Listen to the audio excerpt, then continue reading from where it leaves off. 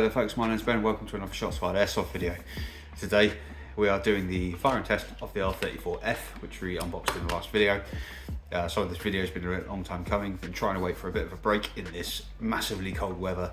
Doesn't look like we're going to get one for another week at least, don't want to wait anymore, don't want to keep you guys waiting for a bit of a firing test. It is immensely cold today. I think it was about -3 this morning when I originally left my house. And it hasn't warmed up much over that, so we're probably looking at a few degrees at the most, which is obviously hell for anything that is gas powered. I have already done the firing test at this point, so I know how it performed. I want you to kind of temper your expectations, because the fact that BBs even leave the barrel from this in these conditions is a bit of a win. We can't get through a full mag at the moment, which isn't necessarily a surprise. This is a metal Glock, pretty much, with a standard sized sort of Glock magazine. In this weather, really, you're probably looking to run this on a red. I haven't got any at the moment, and being on the Isle of Wight, it's actually quite difficult to get gas quickly, so we are stuck on green. Having said that, I did manage to get a bit of footage out of this. We got a chronograph test done. Again, I think we're probably missing about 20-30 FPS. There's just not the pressure in the mag today with the cold. So let's go straight across the chronograph, you'll see what I mean. As you can see here, we are starting off just under 260 FPS. This is on 0.25s, so this is not too bad. You're looking at nearly 300 FPS even in these conditions, but it will drop quite severely every shot. I then give it a rest for 10-20 seconds, and then the next shot it recovers over 10 or around 10 FPS, and then you see it drops back to 240 on the second shot. So this is entirely temperature related. It's the gas in the mag is just not got the pressure to keep running this big aluminium slide. This is kind of fair enough expected performance in these conditions. I'm not going to read too much into it. I know this is based on the running gear of sort of like an R17, and usually in terms of gas efficiency they are sort of okay. It has got a slightly bigger slide to fling around, but it's not as big as the double barrel 17L that we had on the channel before. So I'm expecting this in spring summer conditions to give you quite a decent performance. So moving along, again we are on 0.25 for this whole test. We're not firing at range today, there is no point. It is very, very cold. It's even colder around the corner where I do the range testing than it is in my unit. I don't think there's any point really going around the corner to get 2 or 3 shots off and then lose gas pressure. Also, I didn't bring another mag. I kind of always like running the guns on the mags that they come with out the box. I know that I've got a couple more of these magazines I could have bought to try and release, sort of like lower the pressure on them, or the strain on the mag in this kind of weather. However, I did 2 quick firing tests. That's pretty much all I could get out of it realistically, and there was actually a half an hour time where I sat down and I actually had the magazine kind of tucked into the my waist of my trousers trying to warm it up, because there's no way that it's coming back up to 10 by itself in these conditions. So that's sort of how cold it is. I had to stop half hour between these 2 firing tests just to give it a bit of a chance to recover. But if we get into the first firing test, sorry there is only 1 camera today, I left my other camera at home. However, considering the firing test consists of about maybe 10 to 15 shots each, that isn't the end of the world. It's a lot of work to go setting up to video what is essentially a very short firing test. But as you can see, yes, we can get on the target.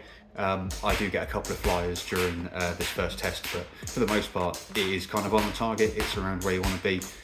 By the end of the test, most of the BBs are hitting around the bullseye, which is lovely. Get a couple of borderline bullseye hits, so good.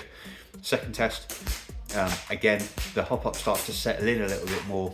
I'm actually over hopping a 0.25 in this test, which probably explains why there is a little bit of variation. We get a couple of BBs head up the target. So I say this gun is not even run in yet. I did clean the barrel before I started firing it. So just bear in mind that a lot of these guns, when they come out of the box, you need to clean the barrel because they're full of like manufacturing gunk, oils, etc, etc. And generally the first kind of little bit of cloth you run through it with a bit of ISO or alcohol on will come out almost black because of the amount of filth that's in these barrels, and that will affect your accuracy out of the box. So when I test the guns, I do that to give them the best chance. Overall, it wasn't a bad performance at all, I don't think, for this gun. We are like I say, in a veritable hellscape for gas blowback weapons at the moment. I might stick to doing electric for the next month or two, just until the weather starts to pick up again. So maybe have a look at another AEP, or maybe even some non-blowback gas weapons, because they are so much more efficient in these kind of conditions. Things like the TM Mark 23, etc., etc. But to get back onto this gun, I like the way it's built, like the way it fires. Unfortunately, I can't tell you too much about the hop. Now it's settled in a bit more, it appears the hop .25 is fine. This will be a similar hop, or if not the same hop, to most of the other Army Armament series, because they're not going to change that just for one gun, which means that they are a bit as you find them. So I've had some R17s that don't really want to work. I've had others that will hop perfectly fine and hop up to a .28. The one thing that is worth saying about this is a TM compatible pistol. So if you buy any upgrades, and that includes a hop-up arm, so in my R17 that I use for CQB, the setup in it is just a Garda chamber, Garda hop-up arm, and a fancy rubber. And so essentially they're stock replacement parts for a TM, and it fires absolutely beautifully on them. So you don't have to spend all the money in the world to get a good performance out of one of these. However, you may get one out of the box that works perfectly fine. This one does appear to be hopping a .25 fine, indicating that it is a good one. The BBs do appear to fly straight, and I did fire a couple of shots up outside my unit, and we could just about reach the back wall, which is about 50 meters, even in these conditions. So with an extra 20-30 FPS with a bit of extra temp, you should be getting out to 55 meters, which for a sidearm is a good distance.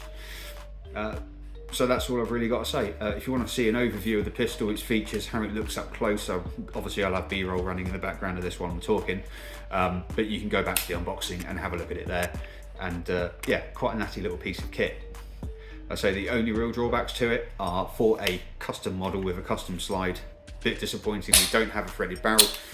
Army Armaments tend to come with a threaded barrel. This is the first one I've ever had that has not had a threaded barrel. So straight away, if you want a G34 with a threaded barrel and you buy this, you will have to find an outer barrel, which is threaded, which is a bit of an issue, because this is 110 quid out the box, so you're not far off the money of, say, a WE 34, which might run you £30–40 extra. I'm not saying the WE is better, because my experience with WE Glocks is a bit patchy. I've had a couple, one worked okay but wasn't that impressive, and the other one didn't really work very well at all. So I'm not exactly certain that stretching to a WE for the extra money is worth it. But if you're having to put a 30–40 quid out a barrel in this that has a thread in it because you want to use it in CQB, you need a tracer, then obviously that's £30–40 that you wouldn't have to spend with something that already had a threaded barrel in it. As G34s go, it's a very attractive piece, and it is quite nice in the hand. I say it's not too heavy as well, which is nice. So that's my kind of overview and look at this gun.